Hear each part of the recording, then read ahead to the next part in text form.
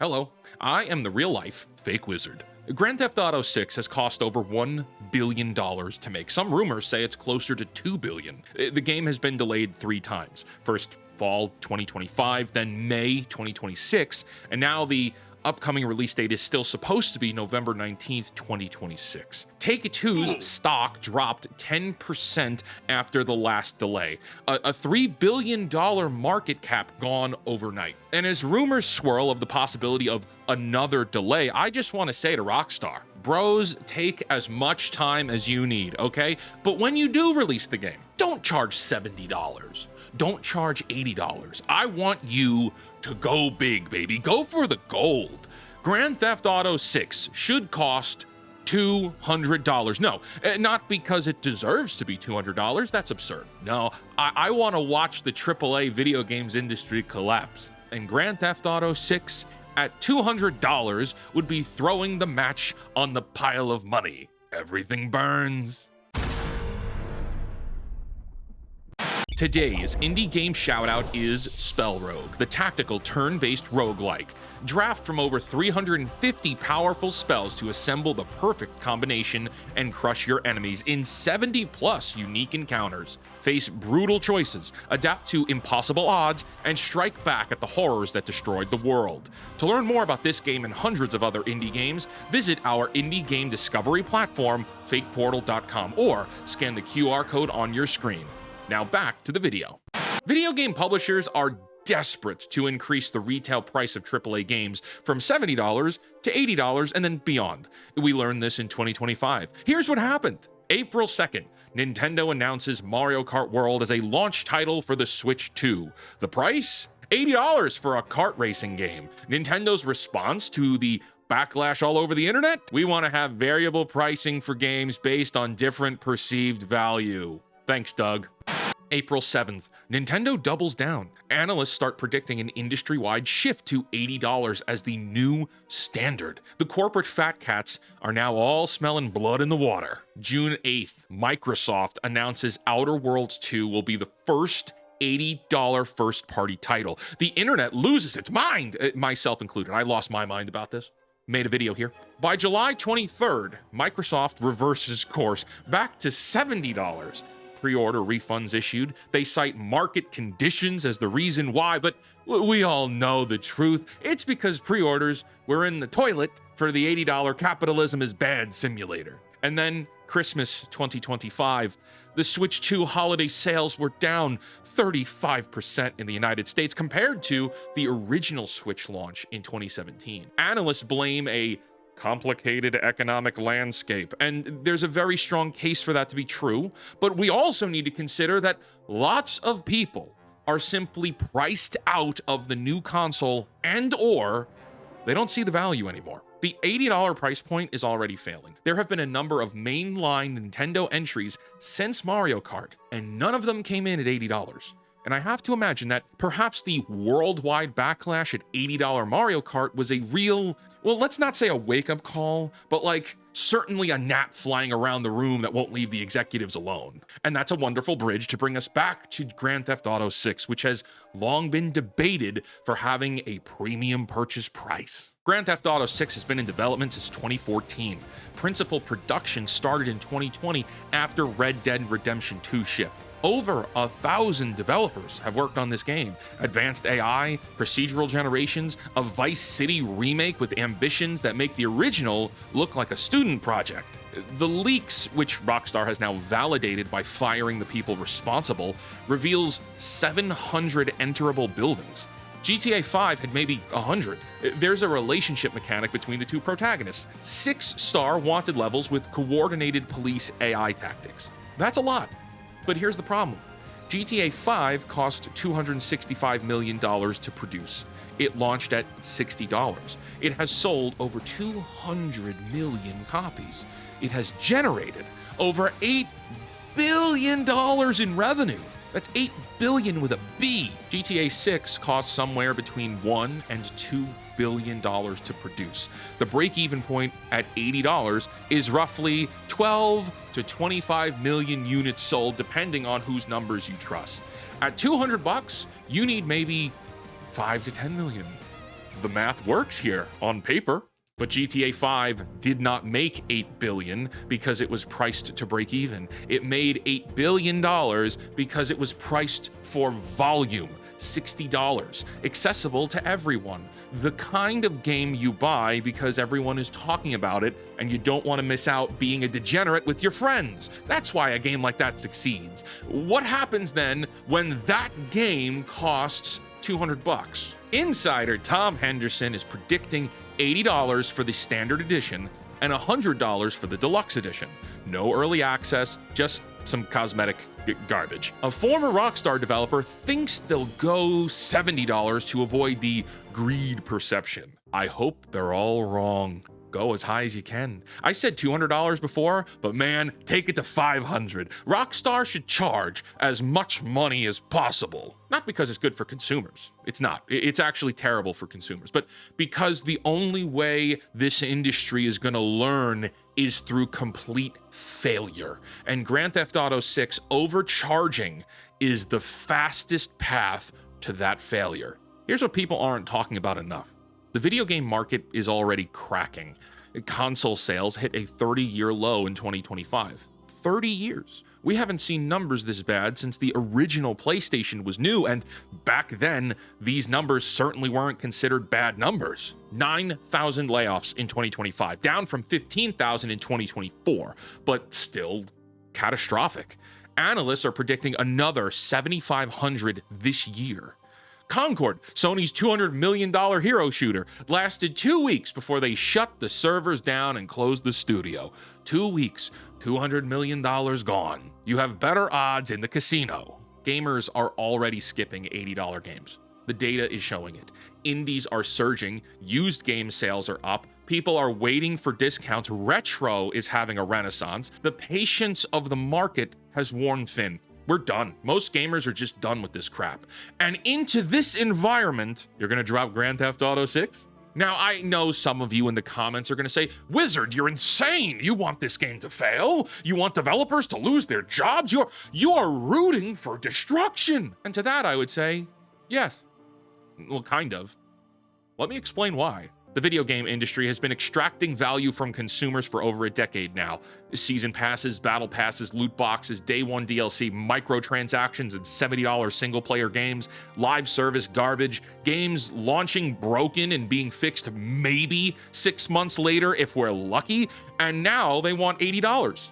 Well, soon they'll want $100, then $150, then $200. There is no ceiling, ain't that right, Doug? There is no point where they say, okay, we've had enough. Corporations don't work that way. Shareholders don't work that way. The only thing that stops them is us, buyers, saying no, closing our wallets. But here's the thing. We've been saying no in small ways for years. It's not working at the scale that it needs to, because they just pivot. They make adjustments. They find new ways to monetize. They just lay off developers and keep executive bonuses intact with the golden parachutes. No, what we need is absolute catastrophe. What we need is a company so confident in their product that they overprice it into oblivion. What we need is the biggest game of the decade, the game everyone is waiting for, the game that's supposedly there to save Take-Two, the game that 3 publishers delayed their own releases to avoid competing with. We need that game to faceplant so spectacularly that it resets the entire market. Grand Theft Auto 6 at $200 could be that catastrophe. Let's run the numbers. GTA 6 is projected to sell 40 million units in year one at $80. That's $3.2 billion in revenue, a massive success. Take-Two stock price will go to $300 a share, maybe. I'm not an analyst, I'm a fake wizard.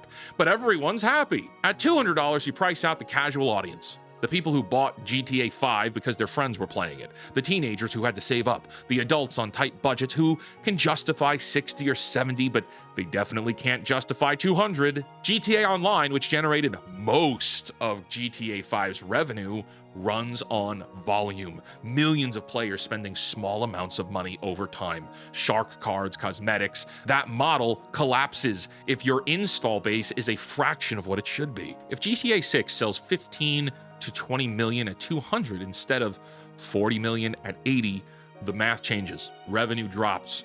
online engagement craters. The live service model that Take-Two is banking on to drive recurring revenue for the next decade fails. And Take-Two, which has tied its entire corporate future to this one game, will implode. The stock crashes 30–50%, maybe. There'll be layoffs, project cancellations, maybe even an acquisition. Embracer-style fire sale of assets. And this won't just hit Take-Two, it will also hit Sony big time, who is banking on lots of people buying PS5s to play Grand Theft Auto 6. And every other publisher in the industry watches and learns and realizes maybe, just maybe, they can't charge whatever they want.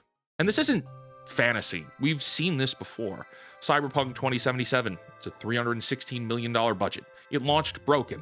The stock dropped 75%. There were layoffs and it took years of recovery. Anthem, BioWare's $200 million bet. The studio was halved, and just a few days ago, Anthem was taken offline forever. Concord, as I said earlier, a $200 million budget, shut down in 2 weeks. The studio closed, and it was a $400 million write-down. These are the consequences of failure, and the industry notices, and they'll be forced to adjust. They get a little less greedy for at least a little while, but those failures were containable. Those companies overall survived. Those weren't the biggest games in the world. Grand Theft Auto 6 is different. GTA 6 is the meteor that every other publisher is hiding from. Take-Two's entire future is riding on this. If the meteor hits and the dinosaurs die, that's a different lesson. That's an extinction level lesson. Here's what I think happens if Grand Theft Auto 6 at $200 fails. First, the $80 experiment dies a bloody death. Microsoft has already walked it back. Nintendo will be forced to walk it back. A Grand Theft Auto 6 disaster confirms what the data is already showing. Consumers won't pay these prices for games that aren't offering proportional value. Second, AAA budgets contract. No more billion-dollar development cycles, no more 8-year productions. There'll be smaller scopes, there will be much tighter focus, games that can actually ship on time and turn a profit without needing to sell 40 million copies. Third, indie and mid-tier gaming will flourish. The gap between AAA and indie has been narrowing for years. A market correction accelerates that. More studios making $30 million games that sell 5 million copies instead of billion-dollar games that need to sell 40. Fourth, and this is the important one, the buyers regain control. Right now, the publishers set prices. Publishers decide what games get made. Publishers determine value, and we just accept it. Or we don't buy. But there's no negotiation. There's no collective bargaining. There's no mechanism for consumers to say, this costs too much, and have that mean anything. A market crash changes this dynamic. When companies are desperate, when they're like bleeding money, when the stock is tanking, that's when buyers have the leverage. That's when prices drop. That's when quality is forced to improve and competition in the marketplace will thrive. That's when consumer voices actually matter. Now, there's going to be lots of people who disagree with me, and some people may lash out in the comments, and I want to address some of that. GTA 6 can't fail. The hype is too strong. People will pay anything. Maybe. Grand Theft Auto 5 sold 11 million copies. In the first 24 hours, it's $60. The hype is real, brand loyalty is real, but 2013 was a different market, a very different market. Games were much closer to being finished at launch, microtransactions weren't industry standard, consumer trust was significantly higher, and $60 felt like a fair price for what you were getting at that time. 2026 is different. Consumers are exhausted. Gamers are done. The industry has spent a decade eroding goodwill, and $200, even for GTA, is a lot of money. I specifically got this price point on location interviewing people at gaming conventions. And when I asked, would you pay $80? Most of them said yes. Would you pay $125? Most of them said yes. When I got it up to $200, they said, nah, that takes me out, bro. Developers will suffer. Layoffs hurt real people. This is true. I don't take it lightly.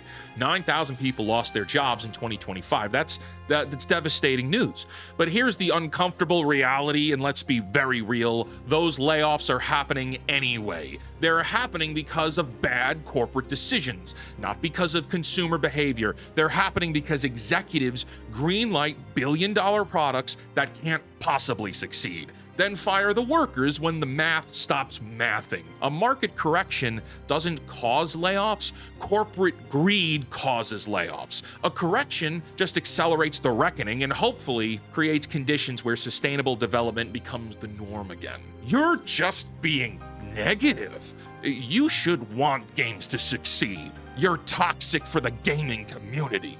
I do want games to succeed. I want good games made by well-treated developers, sold at fair prices to succeed.